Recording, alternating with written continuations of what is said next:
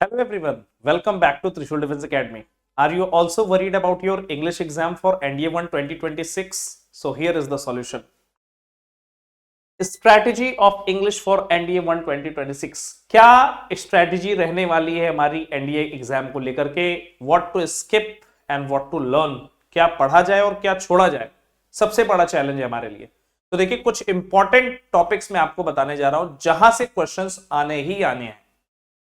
सबसे पहले fill in the blank से questions, grammar based fill in the blank से क्वेश्चंस लगातार पूछे जा रहे हैं, चाहे वो कंजंक्शंस के हों, प्रेपोजिशंस के हों। और इसके अलावा एक नई चीज एग्जामिनेशंस ने इंट्रोड्यूस किया है इसमें, जिसका नाम है डिस्कोर्स मार्कर्स। पिछले एग्जाम में भी डिस्कोर्स मार्कर से क्वेश्चंस हमको देखने को मिले थे। इसके अलावा सेंटेंस अरेंजमेंट के क्वेश्चंस, लगभग 5 क्वेश्चन सेंटेंस अरेंजमेंट के पूछे जा रहे हैं। 10 क्वेश्चंस तो आपको देखने को मिलेंगे ही सेंटेंस अरेंजमेंट से। इसके अलावा पैसेज के क्वेश्चंस और वॉइस और नरेशन के कम से कम 4 क्वेश्चंस, 4 क्वेश्चंस आपको देखने को मिलेंगे। पिछले एग्जाम में 4 क्वेश्चंस वॉइस के और लगभग 3 से 4 क्वेश्चंस नरेशन के भी देखने को मिले थे। इसके अलावा वन वर्ड सब्स्टिट्यूशन के क्वेश्चंस, सिनोनिम्स के क्वेश्चंस, लगभग 5 क्वेश्चंस आपको देखने को मिलेंगे। कंफ्यूजिंग वर्ड्स के क्वेश्चंस लगातार एग्जामिनेशंस में पूछे जा रहे हैं। और इसके अलावा एक नई चीज मैं आपके सामने ऐड करता हूं, क्लोज टेस्ट।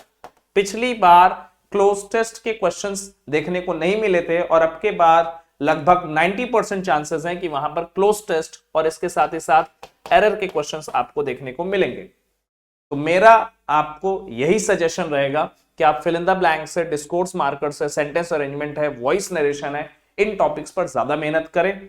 अब समय बहुत ज्यादा हमारे पास नहीं रह गया है, ठीक है? तो आप इन टॉपिक्स पर अपना फोकस करें और ये स्ट्रेटेजी रखें। रोज कम से कम आप रीडिंग करिए, आपके अंदर रीडिंग हैबिट होनी चाहिए, ठीक है? रीडिंग हैबिट बनाइए।